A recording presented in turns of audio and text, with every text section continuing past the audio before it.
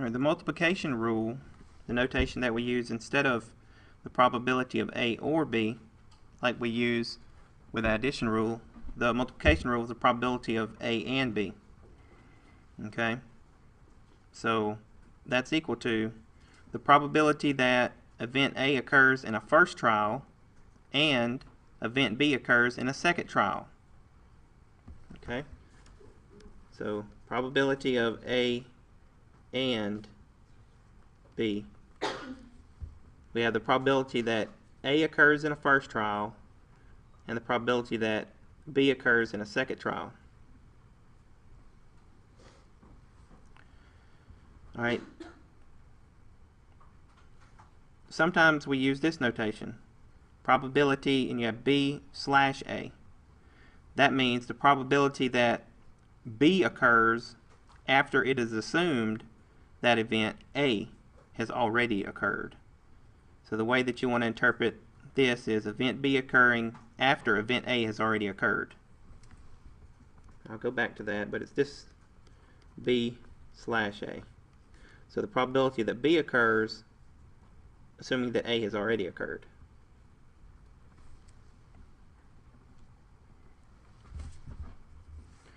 All right, formally, the multiplication rule of the probability of A and B occurring equals the probability of A times, I don't know why there's a little box there, it should be times the probability of B after A has occurred. Okay. Intuitively, so how should you really think about this?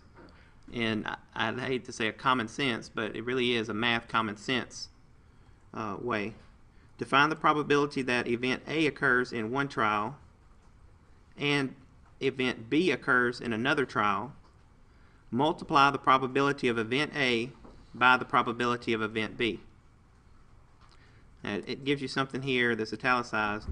Be sure that the probability of event B takes into account the previous occurrence of event A.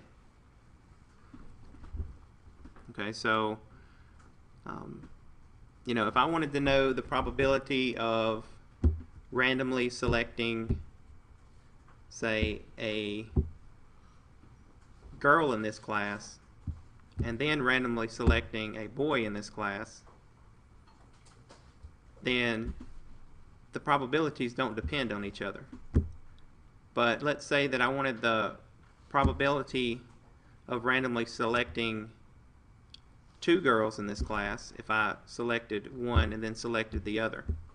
It would matter whether I replaced the first girl or not. So if I randomly selected and chose a girl, and then let's say that I did not replace that girl back into the main group. When I select the second girl, that probability will be changed from the first probability. It won't be the same probability for each event.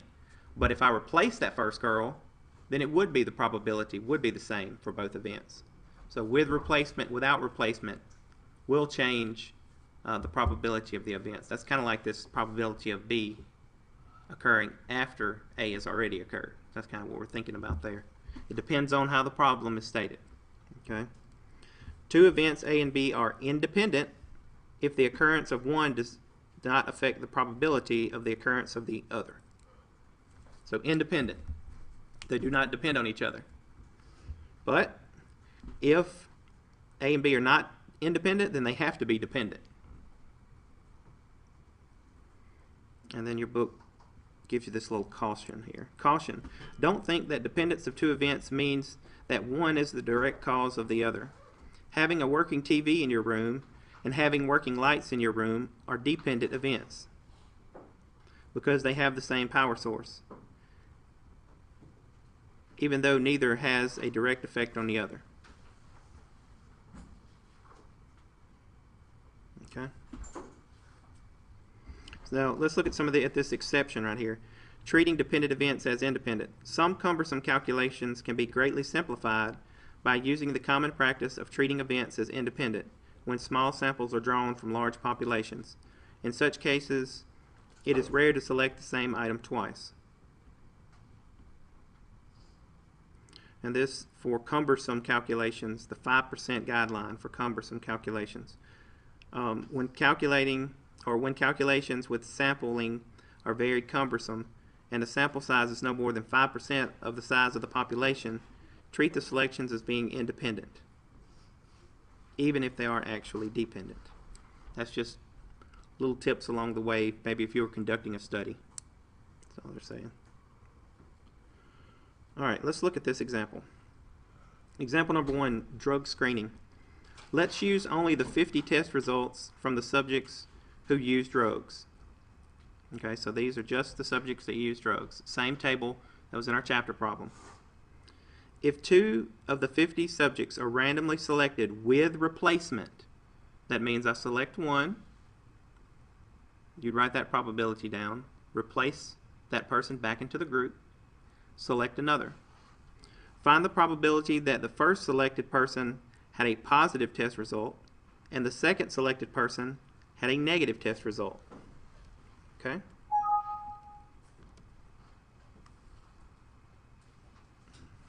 So what is the probability? We want to know the probability of a person had a positive test result. We'll call that event A. And the second person had a negative test result. We'll just call that event B. So what's the probability of selecting, and this is with replacement, meaning we're going to select the first one and then replace. The probability of selecting a person that has a positive test result is 44 out of 50, right? There's 44 positive, 50 total. Then we replace that person times, now we want the probability that the second person has a negative test result. So that'll be 6 out of 50. So the probability that if we select 2 with replacement, you multiply. Alright, so 44 times 6 divided by, and I'm going to put the denominator in parentheses, 50 times 50. Alright, so if I rounded that to 3 significant digits, that would be 0.106. And that was 0.1056. Keep that in mind. Because the second problem here wants us to do the same thing except without replacement. So without replacement, that just means that when we select that first person, we don't replace them back into the group. So the total goes down by 1. Okay, the probability of the second now is going to be 6 out of 49. It's not going to make a big difference on this problem. But if the numbers are really small, like there weren't a total of 50, there were just 10, it would make a big difference. But let's see what we get. So 44 times 6 divided by 50 times 49. So if I round this to 3 significant digits, 0.108. Alright, so there is a difference with replacement and no replacement.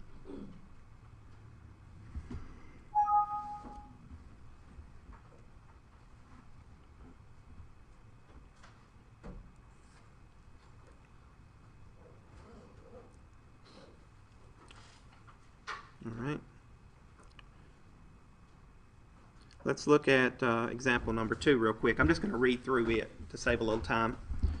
Airport baggage scales can show that bags are overweight and high additional fees can be imposed.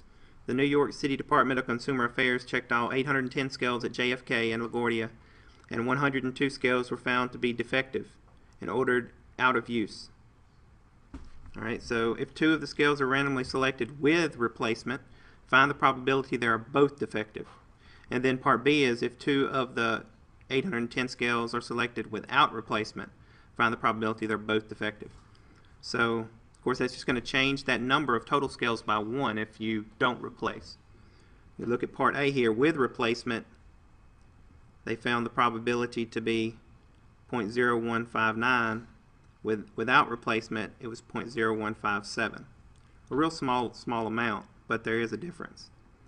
All right. Part C says a larger population of 10,000 scales includes exactly 1,259 defective scales. If 5 scales are randomly selected, find the probability that all 5 are defective, and it was without replacement. So that means that the number's not, if it's without replacement, the number in the denominator will change by 1 each time. All right, so we can work that one real quick. So 1,259 out of what?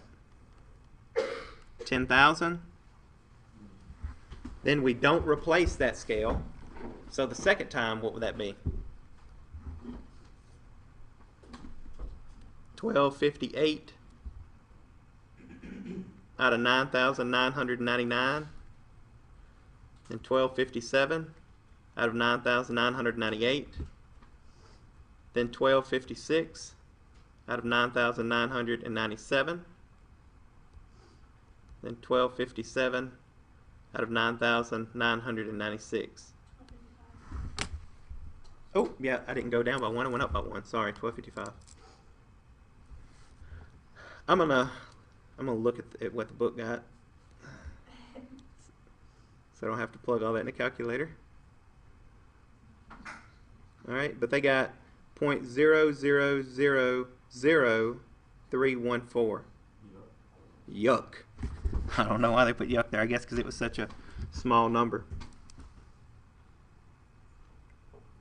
It says, instead, we can use the 5% guideline for cumbersome calculations. The sample size of 5 is less than 5% of the population 10,000. So we can treat the events as independent, even though they were actually dependent. And so they did the same thing without replacement, and you can see there's not a real big difference. I mean, that's what, tenths, hundredths, thousandths, 10,000, 100,000ths, millionths, 10 millionths place. So we're talking about really, really, really small. Okay. And I say it's okay because since we just chose 5 of those scales, 5 is smaller than 5% of the total population. The total population was 10,000. 5% of that would be what? 500. So as long as it's a sample size of less than 500, that would be okay.